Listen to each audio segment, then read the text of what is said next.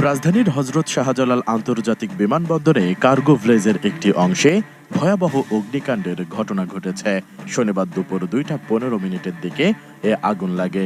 আগুন নিয়ন্ত্রণে কাজ করছে ফায়ার সার্ভিসের 36টি ইউনিট। এছাড়া কাজ করছেন সেনা, নৌ ও বিমান বাহিনী সহ বিজিবির সদস্যরা। ফায়ার সার্ভিসের ডিউটি অফিসার লিমা খানম জানান, আগুনের খবর পেয়ে ফায়ার সার্ভিসের মোট 36টি ইউনিট ঘটনাস্থলের উদ্দেশ্যে রওনা হয়। তবে প্রাথমিকভাবে অগ্নিকাণ্ডের কারণ ও ক্ষয়ক্ষতির পরিমাণ জানাতে পারেননি ফায়ার সার্ভিসের এই কর্মকর্তা। এর আগে ঘটনার পরপরই বিমানবন্দরের ফায়ার সেকশন, বাংলাদেশ বিমান বাহিনীর ফায়ার ইউনিট এবং অন্যান্য সংশ্লিষ্ট সংস্থা দ্রুত ঘটনাস্থলে পৌঁছে সম্মিলিতভাবে আগুন নিয়ন্ত্রণে আনার কার্যক্রম শুরু করে।